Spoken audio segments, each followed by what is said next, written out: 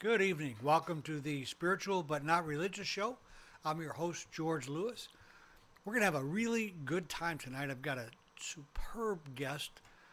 This fellow really knows his stuff and has been on some pretty impressive shows, knows some really high level people in the spiritual community. You're going to enjoy him. I'll tell you more about him shortly. Uh, I want to talk with you a bit about the Spiritual Broadcasting Network and about the Spiritual But Not Religious show. You know, there, the spiritual but not religious community really is almost an anonymous community as far as having a voice. And as I understand it, as many as one fifth of the population of the United States declares himself as spiritual but not religious. Now, that's a huge amount of people to not have a voice. And it's a very diverse group. Most don't go to church. Some, of course, do, but most don't. And really look toward a personal experience of a higher power. So they have strongly held beliefs of a higher power. And so the purpose of the Spiritual Broadcasting Network and this show is to bring you the many diverse voices of that spiritual community and to gain or garner a voice for our community. If we're going to bring about any real changes, and it looks like, in a couple of years, not even a couple of years now, we're coming up on 2012, if there's going to be any transformation, we're going to need to come together and become the force that I believe that we already are. And so that's our purpose. My guest tonight is John Jay Harper. John is the author of Transformers, Shamans of the 21st Century. Listen, this guy is a former Defense Department scientist, and he's a clinical hypnotherapist. Got a really strong, powerful background in all of this. We're going to talk tonight about earth changes in 2012. We're going to talk about shamanism, near-death experiences. There's no lack of things to talk about. I think our biggest problem is going to be able to get it confined into, something that we can really sink our teeth into here. Tom, have we got John on the phone? Yes, we do. Good evening, John. Good evening. Hey, I've been looking forward to talking with you. I've read your book. Your book is a really powerful book for our audience. It's the Transformers, Shamans of the 21st Century. Man, this is jam-packed with all kinds of good information. I really recommend that you pick this book up. John, you've been doing this kind of thing for a pretty long time, haven't you? Somewhere 20, 25 years, 23, 24, somewhere in there? Yeah, George, I started researching for the book in the late 1980s after I had this after-death communication that I opened the book with of my friend George Vigay, and actually started giving radio interviews in 1993 in December in Seattle, so this is almost a milestone, about 17 years now. Wow, yeah, very powerful. And you've been on a ton of shows. You were with Coast to Coast on George Norrie. You were a guest you were frequently a guest there, I understand. Yes, Art Bell, Ian Punnett, and George Norrie all interviewed me on various occasions, and I think we ended up doing about a half a dozen shows together, and it was a wonderful experience. But yeah, I like to do the smaller interviews too. I think it's more intimate, and I know the audiences appreciate it too. Yeah, absolutely, absolutely. So before we get started with you talk about your book and about, I've got a whole lot of things I'd like to talk with you. I want to do a couple things. One, I want to find out how you're connected to the mind and body works. That's a very interesting concept. Yes, actually about a year ago on Facebook, and I want to say good evening to all my Facebook friends. We have a great time on Facebook, and I hope some of our listeners will join me if they're not already on our list of friends. But the Mind and Body Works in Durango, Colorado is what George and I are referring to. Right. This is a clinic that is implementing a new cutting-edge therapy. It's an amino acid therapy, And what that means specifically is these are the substances that control our nervous system. These are the neurotransmitters, the precursors to the neurotransmitters in our brain and central nervous system. Actually, they're throughout the whole body. They can be found in the gut and the blood and the lungs and so on. But right. This is the work of Candace Pert, biochemist Dr. Candace Pert, who wrote a wonderful book called Molecules of Emotion, Why You Feel the Way You Feel. It's kind of the standard book for the layperson. But what got me there, George, in Durango, Colorado, back in mid-September of this year, so about 2 months ago, I had a relapse of a spinal cord injury in my neck. In fact, originally my neck was injured in Florida in a very severe rollover car accident when I was in the Army in the late 1960s. Were you in Tampa?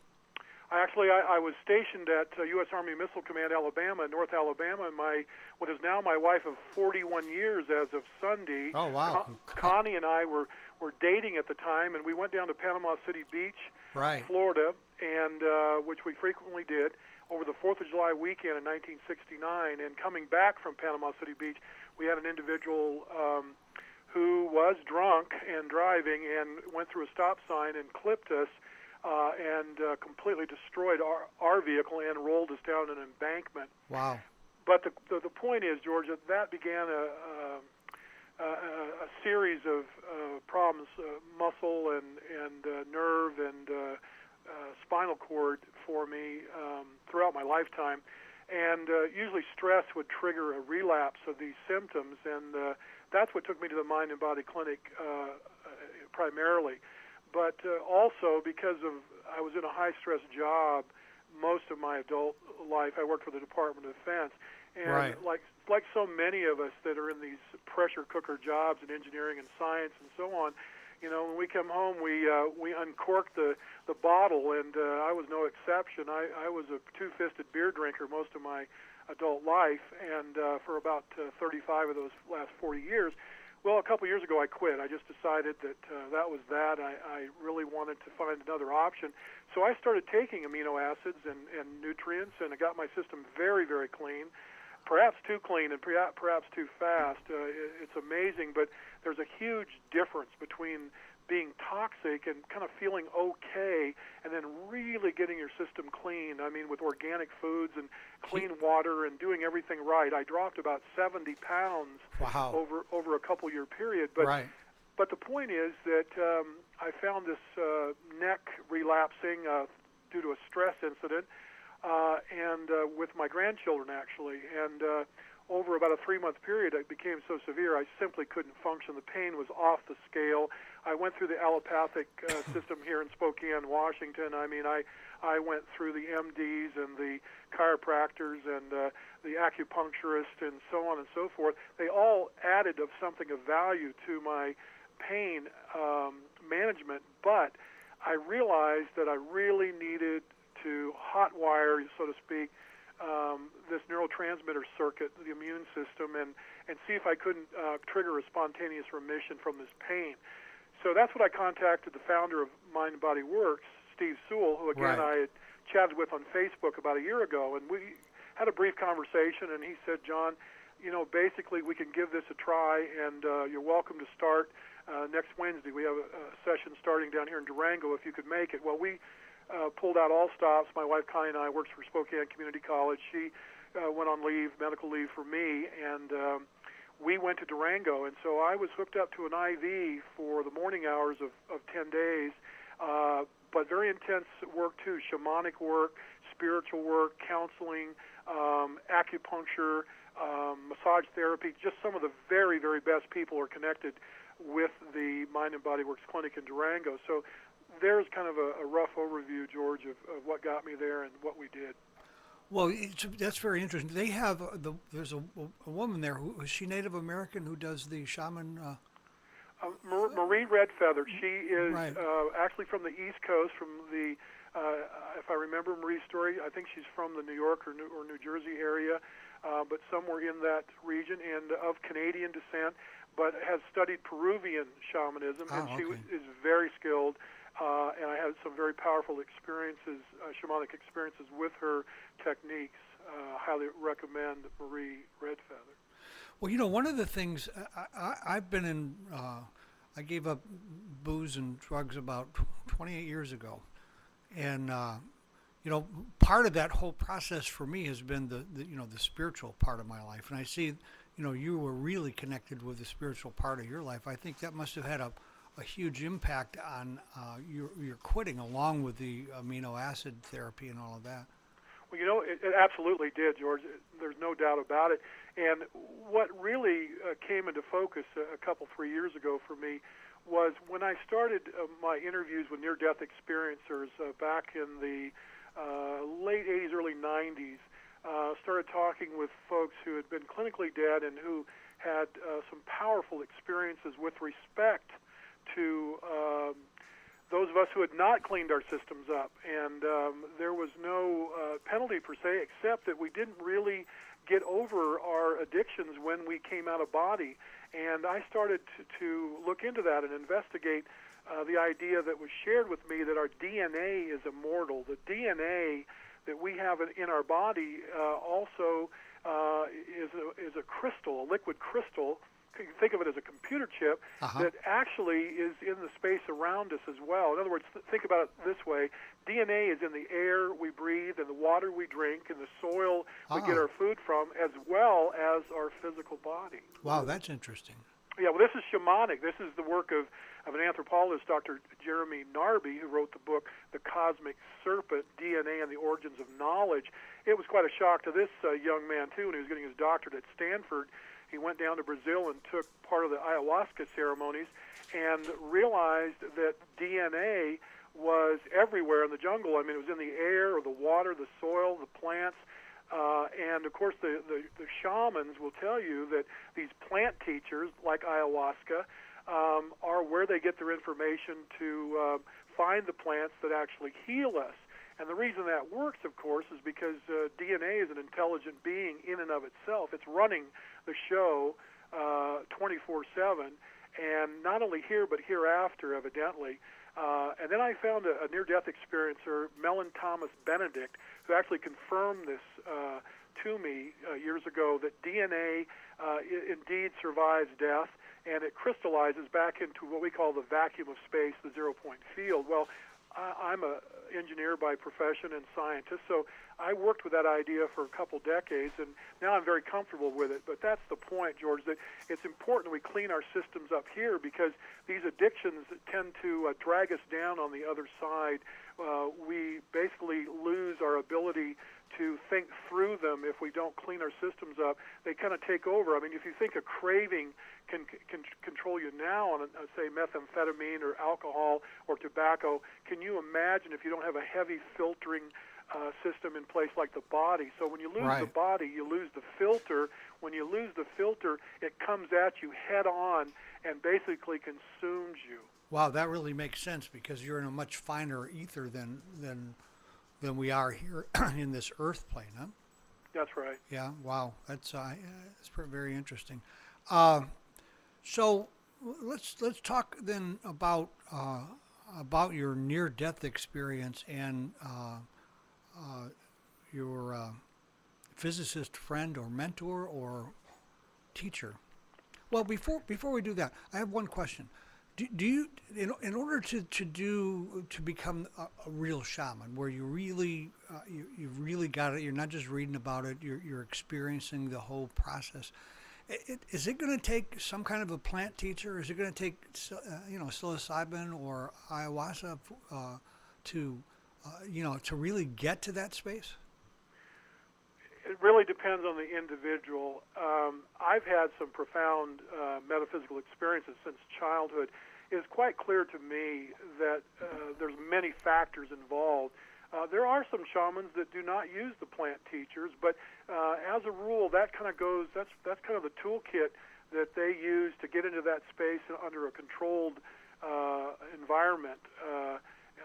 That's what they use to shift into that state of consciousness on a regular basis as needed. But there are shamans who can do that through trance, and there are many rituals that will take you into that space. But there is a qualitative difference between, in my opinion, between getting there with a plant teacher, because this is a plant teacher, you're dealing with another level of intelligence that is mentoring you, no doubt about it. So Right. my experiences, which are non-drug related per se, in other words, I have not participated in these ceremonies, but I have had profound mystical experiences throughout my life since basically grade school that told me that there is intelligence immediately upon shifting into the trance state. You can contact or be contacted by this higher level of intelligence, and I assume lower level. I have not been bothered with the lower level intelligences, but I'm quite certain they're there. Oh, I'm sure they are there. So you was it because of the previous addiction that you decided not to use the plant teachers, or was there a specific reason that? I may use the plant teachers in the future. That would depend on a lot of factors, but I basically am a scientist, so I wanted to use myself as a control subject. In other words, I wanted to be able to say, I came to these conclusions without being under the influence of something. You know what I mean? Yes. If someone challenged me, like another scientist said, well, you kind of bought the farm here, my friend. You're taking a drug now, and now you've befriended the drug. I wanted to be able to say, actually that's not the case. I've looked at this very objectively and clinically. I did not throw away my brain to investigate shamanism or the spiritual world, and I'm here to say that I came to the same conclusions that those who have used the plant teachers.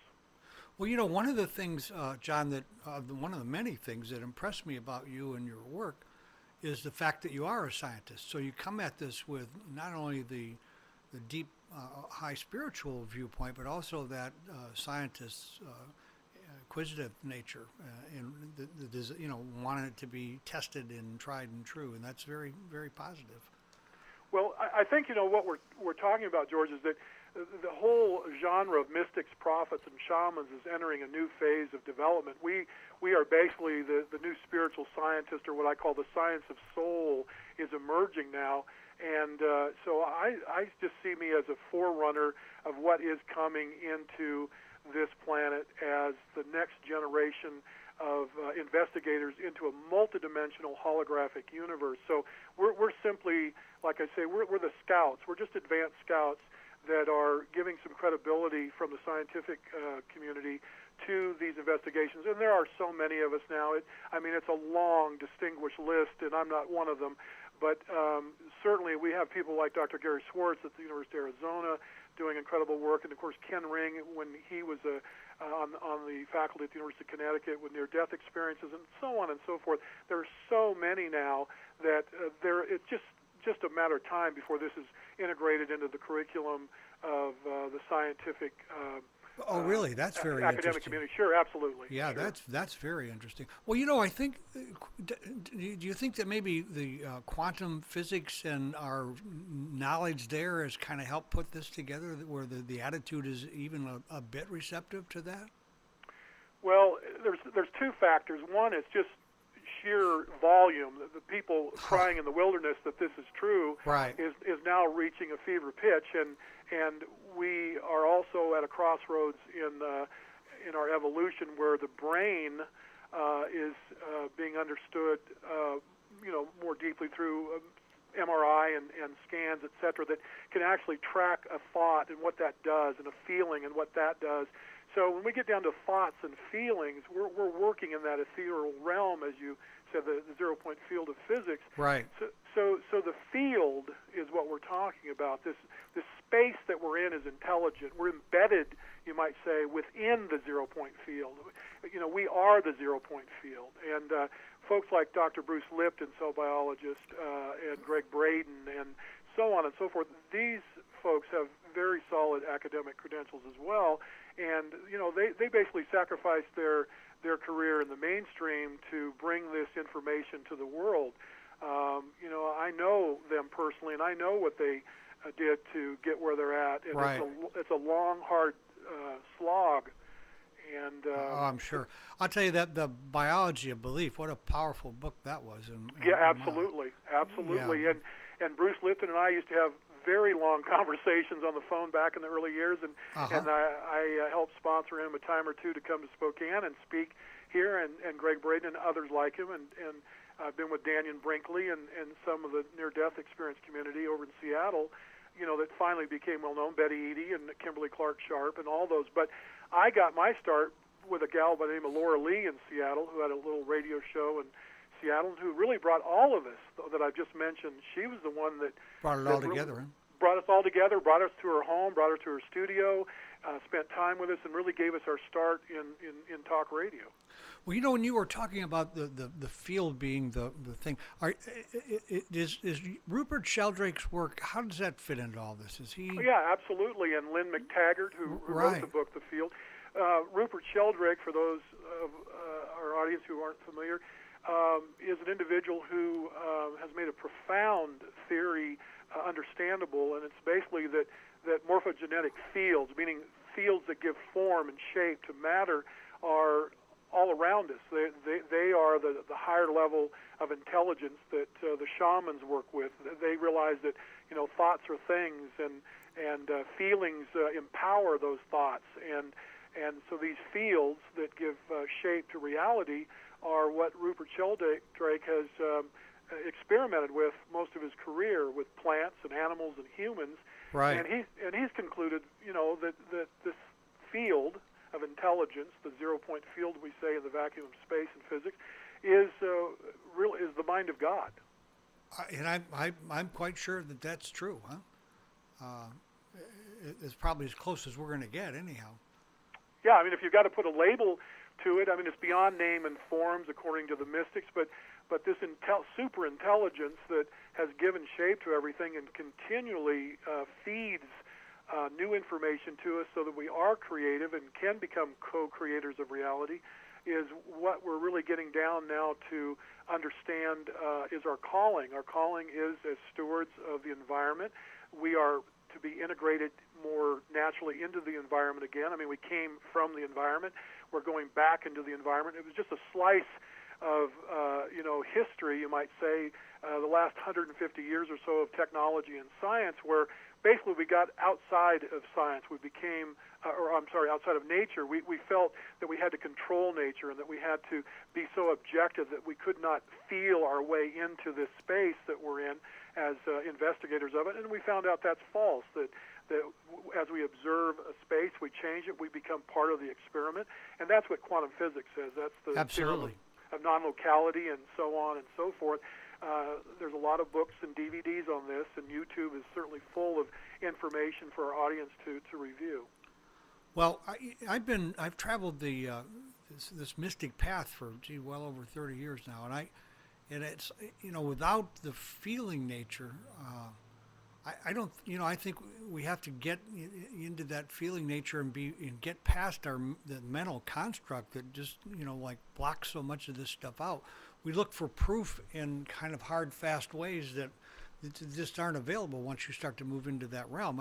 The proof is there, but it's not concrete like science likes to have it or has. Well, actually, what we're getting down to, George, is the truth that feelings are facts, and that feeling is the true nature of the universe. Yes. We got ourselves in trouble when we started making statements that animals that we were using on our experiments didn't feel pain, that plants that we chopped down in forests that we clear-cut and so on didn't have any impact on our health. So we're in a whole deep hole right now that we're trying to, you might say, dig our way paradoxically out of. And it's going to be through feeling. And feeling is the highest vibration of intelligence. And we really need to get back to this idea of a sixth sense, of intuition. And as you're saying, too, this is where we're going in the future. We are really being called, as Dr. Ken Ring had said, we're looking at the shamanizing of humanity. Well, that's an interesting point, the shamanizing of humanity. I'm sure that's what's happening. But what like when you look at the history of shamanism, a tribe would have a shaman, and he did for the whole tribe. So are we at a place now where we all need to become shamans, or can we have surrogates, or what? How do you see that? we're all becoming initiated now into the role of the shaman. The shaman is the individual who can work multidimensionally. Our third eye is opening, the pineal gland, for example. Absolutely. That really is what we're referencing here when we talk about shamanism. We're talking about a way to open the pineal gland, the flow of DMT, dimethyltryptamine. Dimethyltryptamine is the active hallucinogenic compound that's in ayahuasca, for example. It's in the sacred mushroom. And all of your substances that are used by the shaman in some way or form are working with the pineal gland. The evidence now is overwhelming, as Dr. Rick Strassman, a psychiatrist at the University of New Mexico, has said, for DMT to be the spirit molecule. In fact, that was the name of his book, DMT, the Spirit Molecule. And the work he did with, I think it was about 400 subjects or so, at the University of New Mexico back in the 90s. And he realized that we are now entering into a new era of science, spirit, and integrating this knowledge of the shaman into the mainstream. But I think the point I'd like to make is, because of Earth changes, because of climate change, because of all the things we hear associated with 2012, we are all being tasked with becoming our own initiated shamans. And what I mean is that all you have to do is get your system cleaned up and start looking into these ideas and feeling your way into them. You'll sense there's so much more to the body. The body is an incredibly sensitive instrument, and it can pick up all this information if your system is clean. So again, we're getting back to, why would someone want to use amino acids, for example, to get their system tuned up? It's because that's where we're going, and we can either go there, on a controlled, manageable level, or we can go kicking and screaming, but we're going there. That's the bottom line. Yeah, I absolutely am convinced of that. Well, the one of the things with that feeling your way through things is to begin to trust that part of yourself. That's a real huge fight for, especially men. It's absolutely, the heart of the problem is that we're afraid of nature. We're afraid of each other. We're afraid of God. The fear factor is what's limiting all of this from just busting wide open. And so what's going to happen is there's going to be a tension here that's even more intense than we're experiencing today. Mellon Thomas Benedict calls it the era of universal pain and suffering. And he had a clinical death experience years ago where he was clinically dead for 90 minutes. And the short of it is, he was healed spontaneously of his cancer, and he's a modern-day shaman. And what does he do with his abilities now? He creates medical technologies using low voltage light, using like light-emitting diodes, LED-type technologies. But right. He has several patents on these devices. But Mellon Thomas Benedict is a classic example of somebody who had a near-death experience and was initiated as a shaman and came back realizing that he could use trance or meditation to open his third eye at will. And he's done this in controlled experiments. He's been studied very heavily by scientists in his early years, and now he's taken complete control of his powers and is using them to benefit and bless his life as well as those around him. But the point is, it's up to us now to initiate ourselves, whatever that means for the person. I mean, what level are we blocking? Where are we blocked? We come from an abusive childhood? Are we addicted to drugs and alcohol? Or are we emotionally stable? Always have been? Well, you're not going to have much of a problem transitioning into this new world. Well, you mentioned something that's, I think, is really powerful, and that is pain and suffering. I'm not sure how much change comes about with, at least with humans, without pain and suffering to, kick us down the road a bit. There might be some, but I haven't met them either, George. I like to keep that door open, so I stay optimistic when I make that statement. But there are some that seem to have sort of waltzed into this life and seem to be waltzing through it. And not stubbing their toes and banging their heads, but it really depends on whether you can let go. I mean, and how much, if you're a control freak, like I was. All scientists are control freaks. They Absolutely. might, they might say they're not, but that's nonsense. We're, What? method oriented. That's the nature of who you are, right? Absolutely, Yeah. we're left brain Yeah. oriented, and sometimes we just don't take yes for an answer. Yeah. God forbid I should get a positive on this, right? Yeah, exactly. So let's talk about your near death experience and tell us what happened for you with that and Well, but what I've had several different experiences, but the one that was the most profound was the after-death communication from my friend George Vigay. Now, does that still that communication is still with you? You still have that going on? actually, that was a one-time event that just simply opened my third eye. Uh And huh. I was asked this question years ago. Have you had other contacts with George? And I said, I've never even thought about opening that door again. And I hadn't, and I haven't. And that's an interesting idea, and I might pursue that in the future. But Right. but what happened to me, for folks who don't know, was in November of 1987, I was an engineer with the federal government in Huntsville, Alabama, and my friend George Vigay and I had been together a number of years by then. We served in the U.S. Army together overseas in Germany, came back, started raising our family, going to college, University of Alabama. Well, anyway, George died suddenly one Monday morning in November 1987 at age 40. Wow. And just had a massive heart attack, couldn't be revived. Well, I was part of that very elaborate Catholic funeral and pallbearer, and I helped lift that casket into a mausoleum there in Huntsville. And that was that. I lost my best friend. I mean, it just ripped my heart out, and I was in shock, and I was in grief, and I was just devastated by this loss. We spent a lot of time together, and when you spend time as a soldier and then as a civilian, and your wives are friends, and yet we had two daughters together.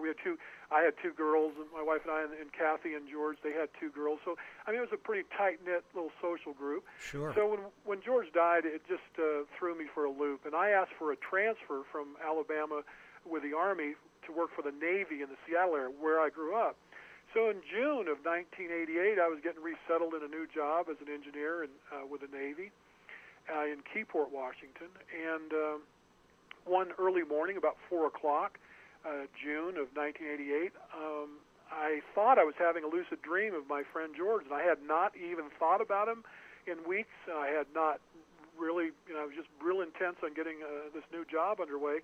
But he stood there in front of me in this holographic, shimmering body, and just blew my mind. I shook my head. I thought I was in a lucid dream, and then I realized I was in the dream, and I was out of the dream, and it just shook my paradigm, my model of reality to the ground. And there was a little more to it, but basically I realized George was telling me, hey, I'm fine. Life after death exists, and I'm moving on. And there was several confirmational things said and exchanged there, information and symbols that I talk about in the first edition of my book. But the point is, George, that this was the shock that opened my third eye, and I didn't know what that meant then. I didn't even know I had a third eye. Sure. And so I spent many, many years in full-time research looking at near-death experience, going to Seattle to the chapter meetings with IANS, the International Association of Near-Death Studies, when it was just really getting started a couple decades ago. And I started being a voracious reader of everything metaphysical. I had never picked up a metaphysical book in my life. I was a hard-nosed, science-oriented guy, and that was that. So that's kind of the quick overview. And that's what launched me into this new life that I want to share with people. I just still 20-some years into this, I am just as passionate as I was then that we need to know about these things. We need to get over the fear factor, and that's what I've been working through, too. It's obvious to me that I was probably more fearful than 90% of the population about these ideas. And, this is the way it works. You teach what you need to learn, and that's probably what happened to me. Well, that's sure been the story of my life, teaching what I need to learn. I wish I could learn it a little quicker, but sometimes Yeah. it's down the Amen. road before I even realize it. So, how does reincarnation play into your world, and how do you see this idea of reincarnation? Did you read any of the Jane Roberts work? On Seth, yes, many, many years ago, and as part of my research, I went through about 1,000 books. I 1,000 books. I did a bibliography one time, and it was just an encyclopedia. That's just books, and I think I hit every major book that was available to the general public, at least 2 decades ago. But right. reincarnation is simply a natural recycling of energy and information and matter. I mean, everything reincarnates. It's just like the four seasons. I mean, here in the Northwest, we're in the middle of starting a real snowy winter again, and everything is kind of going to sleep and being put to bed for the winter. And in the spring, it'll come back, and summer, everything will bloom again, and so on. Well, so go the seasons of our life. We need to really kind of take a deep breath and relax on this idea. Reincarnation is just a natural recycling of intelligence and matter and energy and information, and it goes on forever. There never was a beginning. There never will be an end. That is a mind blower, but again and again, near-death experiencers have shared that idea with me. And the only way that you're going to really understand it is to realize that the universe is in the shape of a bagel or a donut. It's called a torus in mathematics, right? A torus. And that torus turns through the center point. So think of a donut and just spin it through. If you could turn a donut, inside out continually, that's the real vision of the universe. And then it's nested, what we call, into hyperspheres, meaning donuts within donuts, bagels within bagels. And so that can be looked at mathematically as the model of reincarnation of everything. And there's a magnetic signature, too. There's a magnetic imprint on everything in existence. There's a what we call a signature in engineering. So you and I, we have unique DNA. We have unique fingerprints. We have unique eyes, and so on, right? So there's no two snowflakes alike. There's no two blades of grass alike. How can that be possible? Each thing is barcoded magnetically, in other words. And so reincarnation just means that everything has an order, has a season, and we come and we go, and we need to get used to that. We'll be using reincarnation in the future, by the way. We'll be planning our lifetimes. I'm doing that now by envisioning what I want to do next lifetime already. So I've got a kind of a jump start on my next life, and I don't spend a lot of time with that, but I start seeing where I could be of use next lifetime, and already, so I can see where all my skill set will continue on, and where the family I'd like to be born into. And Mellon Thomas Benedict gave me a beautiful analogy of this. He said, it's like riding a bicycle. You're gonna fall off and you're gonna bump your head and skin your knees, but you keep trying. You'll eventually get this right. And so we're coming into a science of reincarnation. Again, I lump all this under the science of soul that I talk about. Right. And it's very natural. I mean, none of this is abnormal at all to me anymore. I mean, there's just a gentleness to this. There's a grace to these ideas, and we've just complicated things with our mind. And like we were talking about earlier, George, feel your way into these ideas. Just realize that nothing in this incredible would ever be lost to an intelligence that could control it, to an intelligence that is in love with life. I mean, you don't want to lose any of this. You want to re-experience it. You want to recycle it. And so that's the way reincarnation works. One of Jane Roberts' books was Oversoul 7, where she talked about, being several different beings in different dimensions all at the same time. And I think that's probably pretty close. Absolutely. Well, the other thing, too, is, you talk about there can't be an end to energy. And energy, when I think about it, is a frequency, which and frequencies run in cycles. And so, I mean, just it kind of all makes sense that it would be this cycle thing would be hugely important to us. Absolutely. Remember, we cannot create energy. We cannot destroy it. We can only transform it. Right. Right?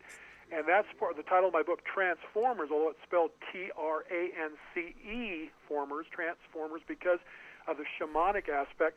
But trance is the unification of the left and right brain hemisphere. That's what it is, the synchronization of the hemispheres of the brain.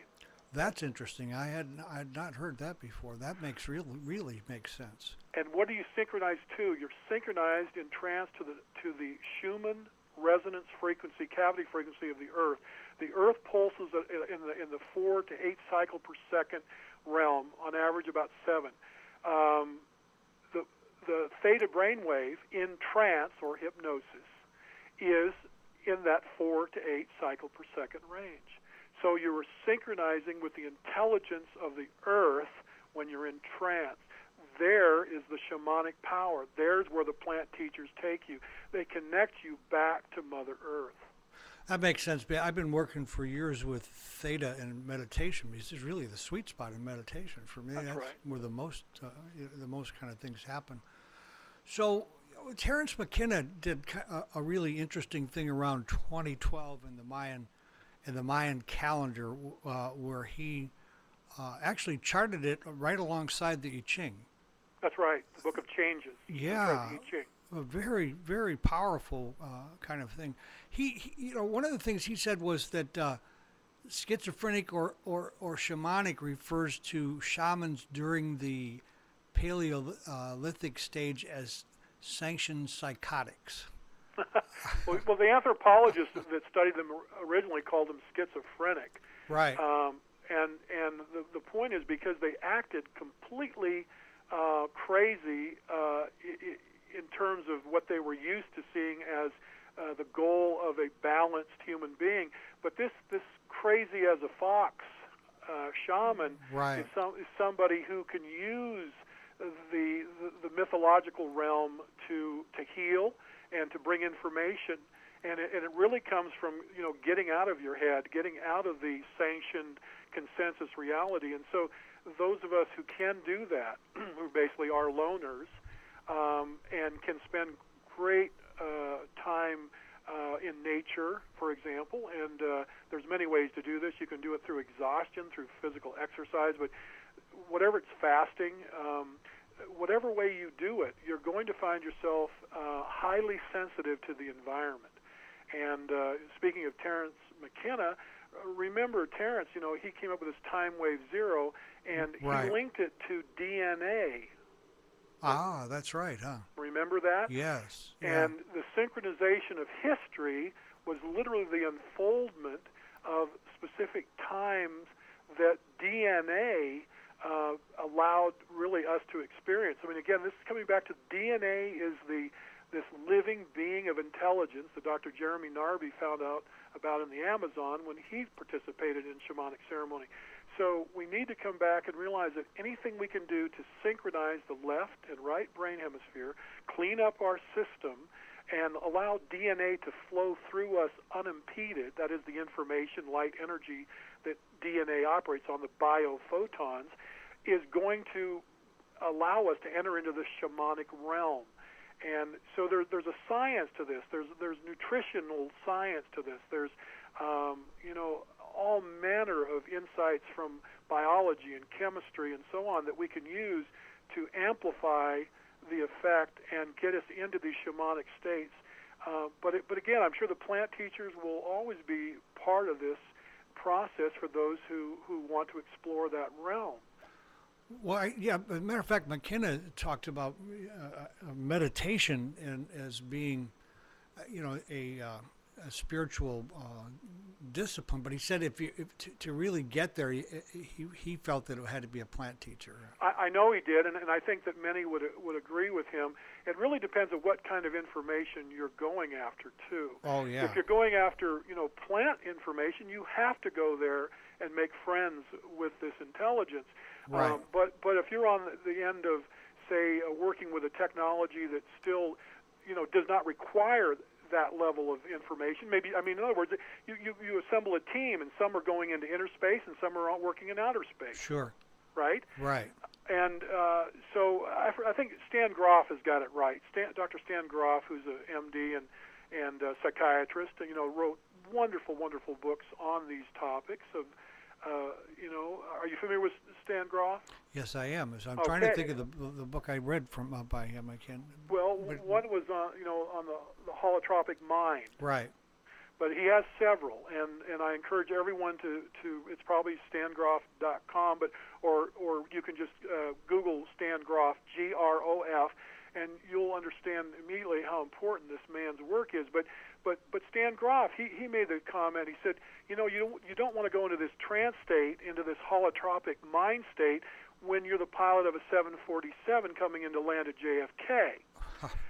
Now that's my point too, and he had some profound experiences that were not related to drugs. He did a lot of research on lysergic acid diethylamide 25 and LSD 25, legal research back in the Maryland Psychiatric Institute years ago. However, Stan really had some of his profound experiences too that come to mind. One was simply when he was going through a medical exam where the ophthalmologist shined a bright light into his eyes, and he was catapulted out of his body. Wow.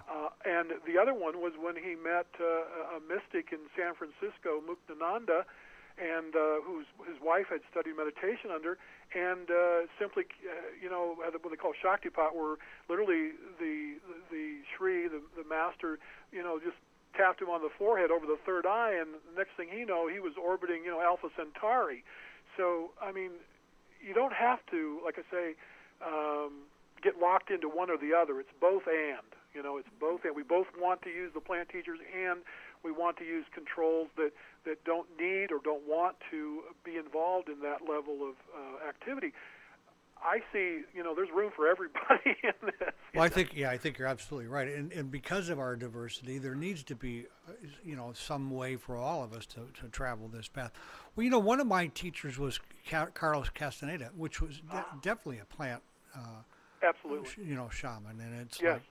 like, I couldn't wait for his next work to come out. It was like, and I'll tell you what, that work still bubbles up in me in different ways, even today. It's like something I didn't understand then, and it'll come back where I do now. Sure. And so, how about the double or the doppelganger or astral body, soul retrieval? Let's talk about that a little bit. Well, basically what we are is a multidimensional being of light right now. There's many parts to us. I mean, it doesn't matter what level or layer. We just think of ourselves as an onion. We got many layers to us. These are energy and information and memory fields. These are these morphogenetic fields that Rupert Sheldrake talks about. These are the chakras. Are they archetypes? Is that what we're talking? Yes, the archetypes could be one way. Archetype just meaning a consistent idea that is held in our minds, that has a symbol related to it. But the point is that if we realize that everywhere we go, when we invest in emotion, for example, into a conversation, we're leaving a little part of ourselves there. We really are. Yeah. And this is something that we're going to need to understand more, is that we impregnate space that we're in. We give it an energetic signature. This is where magnetism comes in. We actually charge the space we're in. We do this with water. We're, basically 70 to 90% water. The brain is somewhere in the area of 75% water. At birth, we're about 90% water. As adult, maybe 70%, depends. But the point is that we have done a lot of research now with water. And water, the water that's here now was here in the beginning of the creation of the earth. The same amount of water, the same air, for example, is also the oxygen. All these molecules, they're reconfigured in different densities and different concentrations, but the basic elements are here now. They were here in the beginning, and they're here now, and we keep recycling them through us. So what are we? We're just energy transformer right now. We bring in air. We're bringing in DNA now with each breath. We're bringing in the water vapor. We're bringing, we use this line, we're breathing a molecule right now that Buddha breathed, that Jesus breathed, and so on, that Albert Einstein, so we are not, these isolated capsules, these self-encapsulated egos that Ellen Watts, I believe, used that term. We really are not self-encapsulated. We are a multidimensional energy unit of consciousness that's continually processing all the elements of the periodic table and then some, and we are transforming them each and every moment. We're putting our imprint on them, our signature. So as we walk through space and time, and as we interact with one another and the environment, we're leaving a part of ourselves. So this idea of soul retrieval is simply that.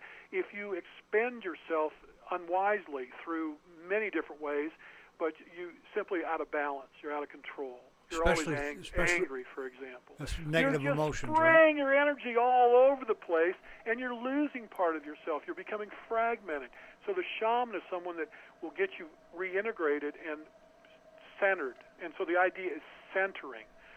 So we have centering prayer and centering meditation. We walk the labyrinth, right? Right. That was big in the early Christian cathedrals, in Chartres Cathedral. I do this here at St. John's Cathedral in Spokane. I walk about a mile from my house. There's a labyrinth put down on one of the main side wings of this huge cathedral, and I'll be there sometimes all by myself walking that labyrinth. And right there on the sign by that labyrinth, it says, "This is one way the early Christians said they could rebalance their brain." Well, bingo. I mean, that's what we're talking about with amino acid therapy. We're talking about with meditation, with prayer, what we're talking about with shamanic ritual and trance states. We're trying to integrate the left and right hemisphere of the brain. That is, pull back the information, energy, and memory and become a whole brain individual. Now, the big point here, George, before we run out of time, I want everyone to realize you're sitting on a planet spinning at 1,000 miles an hour on its axis. Basically takes 24 hours to go through the day-night cycle. And so we have a northern hemisphere and a southern hemisphere, an eastern and a western. That quadrant, that dividing line at the equator is equivalent to the way we partition our brain, our left and right hemisphere of our brain, and the frontal lobe and then the back. So there is a global brain, and it's run by the north and south pole. The electromagnetic fields of the Earth go through the center of the Earth, the core of the Earth, a huge energy transformer at the core of the Earth, again resonating with the theta brainwave of our brain.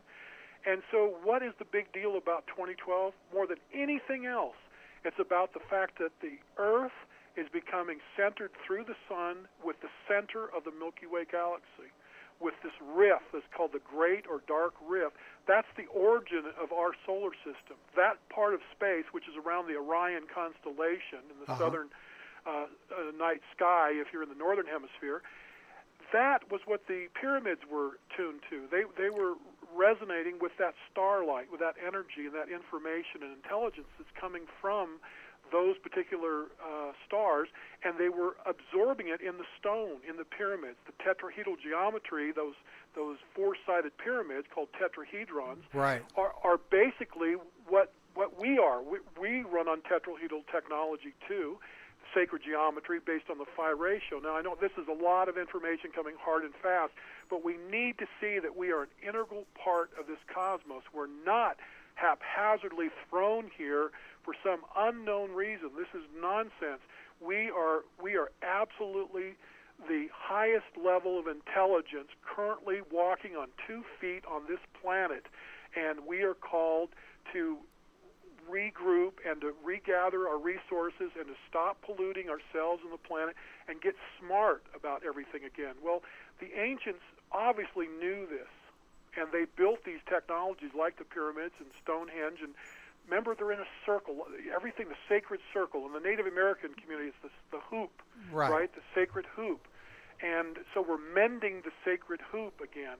And what we're really doing is trying to put ourselves in the center of the cosmos again, into the center of it, not on that fringe of it, not as some kind of haphazard quirk of evolution, but we were designed by the sun and by the galaxy and by the Earth to be here to raise up this level of intelligence and use it as stewards and co-creators to restore the environment, to keep the environment pristine. That's the beauty of the human being. We can see that we are part of this system and feel integrated into nature again. Well, Greg Braden brings up some interesting points about kind of what you're talking about with his fractal time and how it comes back and the energy's increased and things are stronger at this point. Absolutely. Greg is correct. And remember, Bruce Lipton's book, After Biology of Belief, was fractal evolution. Exactly. Yeah. So fractal geometry is what we're talking about. That's the phi ratio, too. The golden mean is a fractal. And then think of a nautilus shell or a sunflower. Those are all phi ratio geometries, and we are built on that double helix, which is a phi ratio as well. So we're actually coming into the reality of the fifth dimension. That's right. And the fifth dimension, for those who don't understand that, again, let's go back to the torus real quick. I know we're running out of time here, George, but we're close. But go right ahead. The torus, or this bagel or donut. Remember, we're on the outside of this donut. We're on the outer surface. Well, to the center of that donut, as you turn into it, would be the fifth dimension. The physical torus, this shape of a donut, would be 3 dimensions. And now, if you're rotating it, though, say clockwise, we'll just use the term clockwise. We're going through space clockwise on this sphere, this donut. That would be the 4th dimension of time. So you've got a 3-dimensional object in movement. That's the 4th dimension. The 5th dimension is going to the center. So that's why, again, centering prayer, centering a ritual, meditation, trance. They're taking you to the center point of where the information is flowing through the center of the universe, through the center of the galaxy, through the center of the sun, through the center of the earth. And so we want to be centered, left and right hemispheres of the brain. We want to be in balance so we can get in the flow of that 5th dimensional center point of cosmic consciousness. You know, what's interesting is you used the word balance. You know, when I first got involved with spirituality, one of the things I would hear was, like the need for balance. And it just, that never really connected with me as far as the spiritual path. But the longer I'm around this, the more I realize just how important that really is. It is, and we always have to take ourselves and reference where we're at. Now, with Google Earth, for example, I can literally get a satellite eye view of the Earth in my mind's eye. I can go, I can project myself into space now with that technology, and I can look back. And I lived in Nuremberg, Germany. I can literally be there in my mind's eye when I want to. I've lived in Florida and throughout the Southeast and the West Coast and so on. I can go to these places now. I can be, in my mind's eye, I can be in Durango, Colorado, where I was a couple months ago. I can be in Melbourne, Florida, where I went to graduate school at Florida Tech, and so on. I can be in Dallas, Fort Worth, Texas. But the point is that ability to look down, to observe, is very important. And that's the shamanic sense, again, of how integrated we are into the environment. When everybody can do that, we are going to be so blessed with information and new technologies. It's just going to be an amazing time, George, to be here and see the creativity just explode exponentially. Well, like the Chinese said, we are blessed to have been born in interesting times, for sure. Yes, that's correct. Listen, you've been just a wonderful guest. I loved having you on, and I definitely will want to have you back if you're at some point in the future, if you're up for that. That'd be wonderful. And, I'll tell you what, we got to about 20% of what I wanted to talk with you about. That's pretty good. You're not bad, really. We got to about 5% of what I wanted to talk about. I bet. Well, you know what we'll have to do? We'll have to put our heads together before the next time, and we'll make a little plan so we can get things really... It's a good idea. Yeah, let's do some bulleting of some key points. Yeah. And I'd like to share with folks, what's coming in the future in terms of Earth changes, how I see those unfolding over the next 30 years, basically into about 2036. But also there's going to be some key things coming up here in 2012, 13, 14 with the stars, and there's going to be some meteor showers. There's going to be some wonderful, fireworks in the sky for us to look at. So there's going to be some things to talk about. Hey, one last thing. I forget where I saw, but are you friends with Hank Wesselman, or how was he connected with what you... I know who he is and his books and all that, but the only thing, we probably were both interviewed by some people video. You probably saw maybe us together with Conscious Media Network, for example. That could be. He was on our show, and he just was a really interesting, good guy. Yeah, no, he is. He's phenomenal. Yeah, good guy. Absolutely phenomenal. Vision Seekers, one of his books. Yeah. Well, I'll tell you what, we are totally out of time. Thank you so much for spending the evening with us, and we'll talk, get you back after the first of the year. That's great, George. God bless and happy holidays to everyone. You too, John. Thank you much now. Bye-bye. Good. What a great guest, huh, Tom? He has got more knowledge bubbling out of him than 5 of a lot of authors out there. And I really like the fact that he's out there on a day-to-day basis, putting this information out and working at making people aware that we don't have to be victimized by any of this stuff, that we have an opportunity for our voice to count and to actually make some positive transformations. Good guy. I really appreciate having the evening with him. I've got a great guest next week. I'm out of time, can't tell you about her, but we'll be posting something up on the website, so take a look and be sure and come back next week. It's going to be a really interesting time. And in the meantime, don't forget to accentuate the positive and have a fantastic week.